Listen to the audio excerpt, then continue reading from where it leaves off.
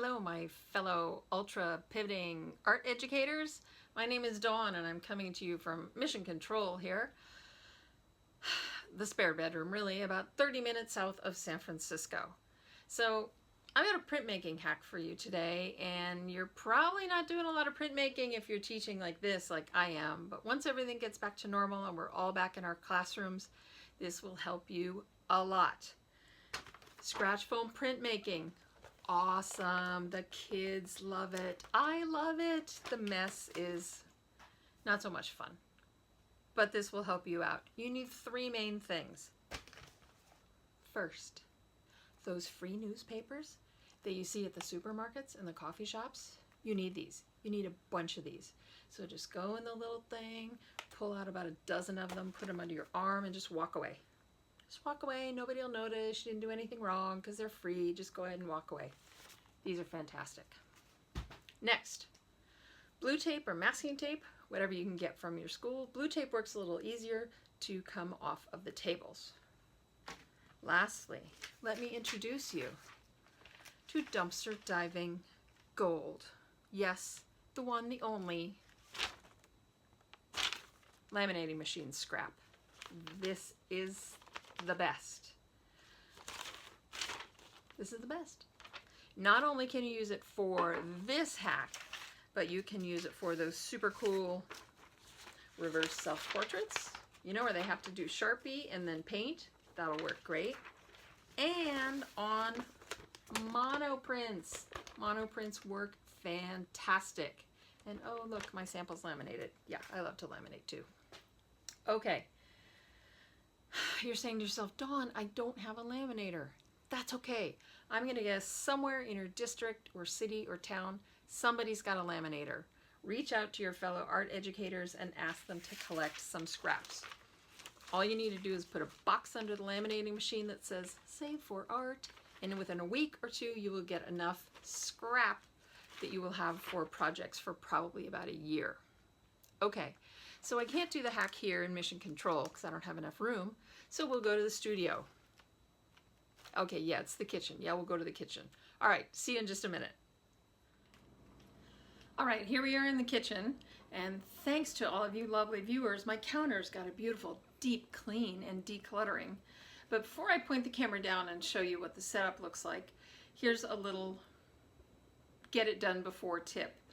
I'm on a cart. I've always been on a cart, always will be on a cart, love being on a cart, but I always do a little prep before I roll in for a printmaking class. For however many printmaking stations I'm going to have, I take one of the sets of papers, open it up, and I put one of the sheets of laminating paper just inside one of the front pages. Tape the top, tape the bottom with the blue tape. This is going to be eventually where the ink goes and hopefully stays. So for however many print stations you're going to have or classes you're going to do that day, always a good idea to get a little prep done ahead of time before you walk into class. All right, now let's look at my beautiful counters. All right, welcome to your printmaking hack. Okay, it doesn't look like much right now, but you'll see. Hold on. So you've got the two pieces that you had worked on before that you have taped down the piece of laminate scrap. You also need to tape down this section of the paper as well, and tape it down really well. Be generous with the tape because this is going to get the most work of all of your paper. All right, ink goes down here, brayer goes here. And I actually put these lines in and the names on here when I demonstrate for the kids so that they really get an idea. Ink stays here, brayer stays here, you know, brayer doesn't go here, here, here, that the brayer stays here. All right, you've got your first customer. They bring you your template, ink, ink, ink, onto the foam.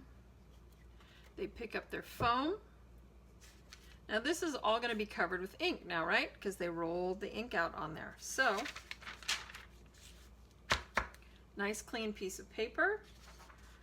Then they put down whatever they're printing on top of. A lot of times I use actual book paper from books that are being recycled or thrown out. Put this down. fold over another piece of paper. And I teach the kids how to use a baren, but you can use paper, the kids can use their hand, that's fine. Open it up and ta-da! A print. Okay, I know it's not there. Your art teachers, use your imagination. All right, so the next customer comes up. If this is all clean, they can use that. If it's a little bit dirty on either side, fold it over. Ink, ink, ink. Roll it out, roll it out. Again. Turn it over because this is all dirty. Paper that it's printing on here. Print down, over, and baren. And you might have noticed that this is upside down. I always place the paper upside down away from the kids so that they can't obsess over whatever headlines are going on here. Yeah, just a little tip for you. All right, so another tip. The first student that gets done with their printing, they have become the print manager. They are there in charge of re-inking over here when it needs to be re-inked. They tell the kids how to do it. Sometimes they'll turn the paper for them. It works great. It gives kids a lot of sense of ownership, and it gives them a job to do. And you don't have to do it, so even better, especially if you've got working like 2 or 3 print stations. So when this is all done, depending on how recycling works in your area, if you're allowed to recycle with water-soluble paint or ink on them, all of this gets to go in the recycle bin. And then just this section can go in the trash. Just lift it off the table and then it goes in the trash. And then what are you left to wash? Yes, my friends, this is it. This is all that you have to wash. Can you believe it? No big metal tray, nothing like this, just this little tiny brayer. All right, well, that was my printmaking hack. I hope that when we all get back to the classroom, you will be able to put it to good use and spend more time with your students and less time worrying about cleaning up. And don't forget this stuff. Don't forget this stuff. You know, us art teachers know what to do with trash, right? Yeah, so collect this stuff, collect your newspapers. Yeah, us art teachers, we got it going on for sure.